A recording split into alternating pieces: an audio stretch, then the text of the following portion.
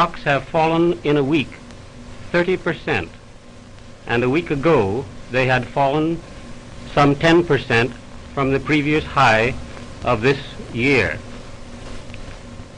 The real reason, as I understand it, for this drop is that people have been speculating on small margins.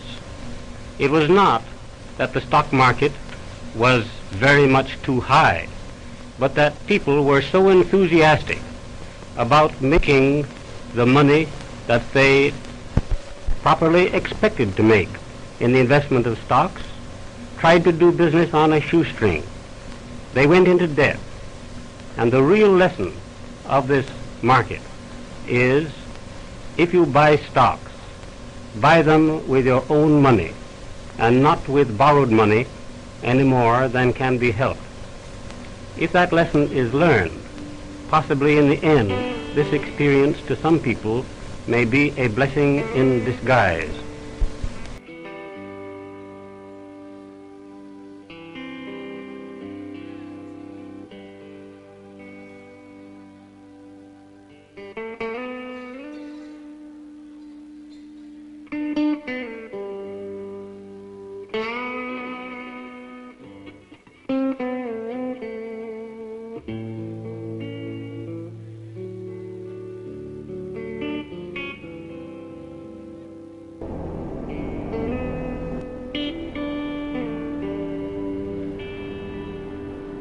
The 20s had been so prosperous in so many places, not in the countryside. The farming industry was in very bad shape in the 1920s.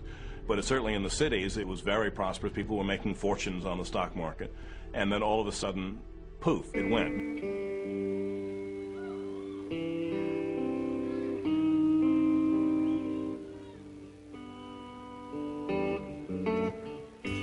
I remember a time everything was cheap.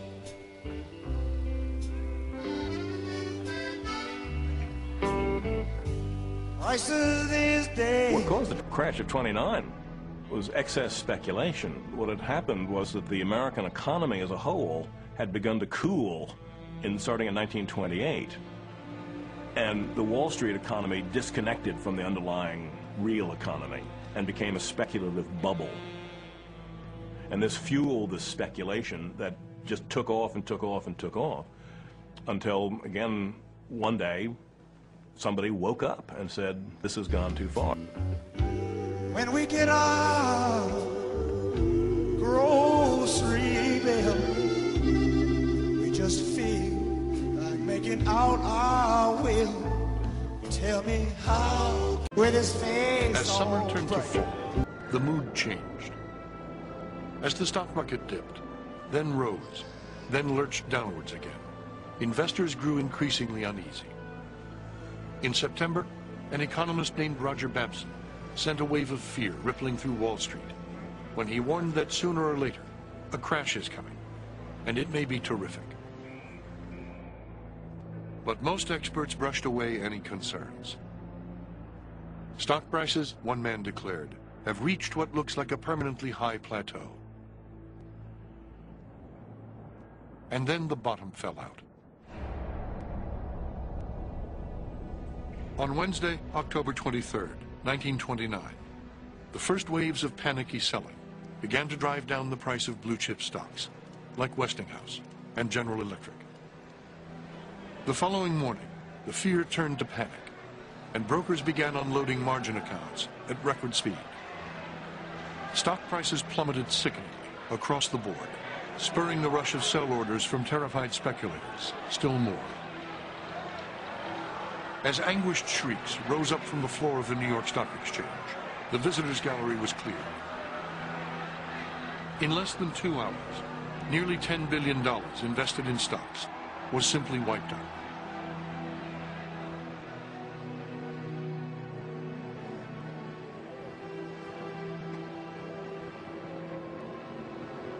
Outside on the street, crowds massed 6 deep in front of the stock exchange, while hundreds more stood in shocked silence on the steps of Federal Hall. Newspapers would later try to describe the uncanny murmuring sound that echoed off the stone facades of the financial district that morning. It was a collective moan of horror and grief, and stunned disbelief, rising up from thousands of ruined, frightened men.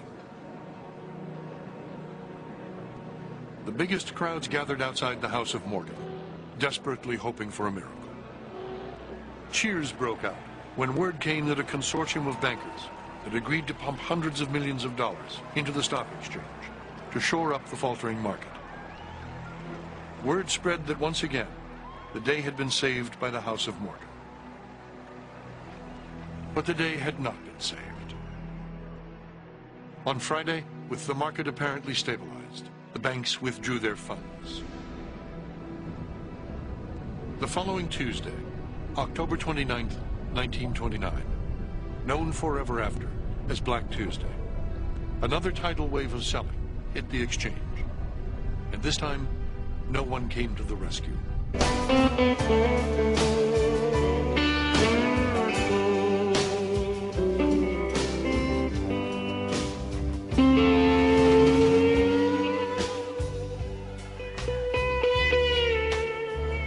Hour after hour, the market continued its descent into chaos and pandemonium, as stock prices simply collapsed under the torrent of panicked selling.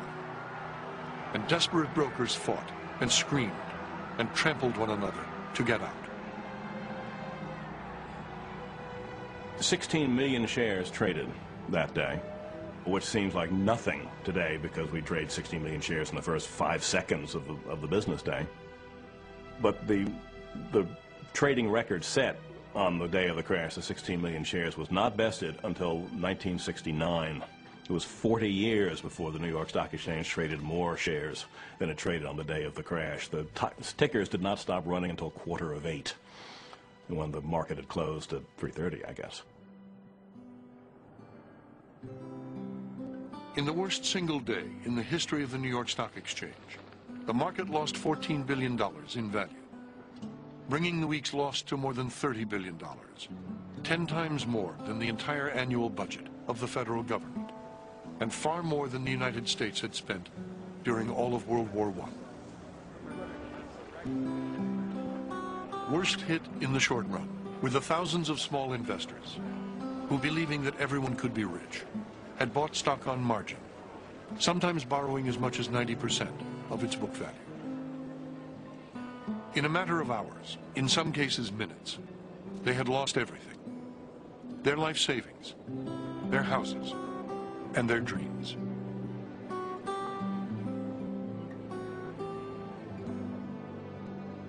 Financiers who had not been wiped out tried to put a brave face on things, insisting there was no cause for alarm.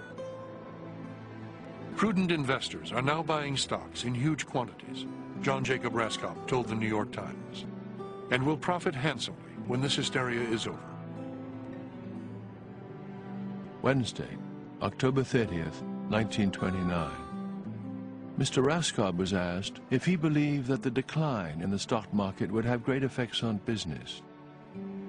He answered that he did not believe the effects would be other than temporary, lasting probably 2 or 3 months, and that he did not believe that the effects would be drastic in other than luxury industries. The New York Times. But others feared the worst. The present week, one newspaper editor declared, has witnessed the greatest stock market catastrophe of all times. It would take a decade and a half for the American economy to fully recover. I think the reason the crash lives on in the American folk memory, although there aren't many people alive today who were adults when the crash happened in almost 70 years ago now, but what followed the crash, the Great Depression, which permanently scarred the American psyche. Such times as this.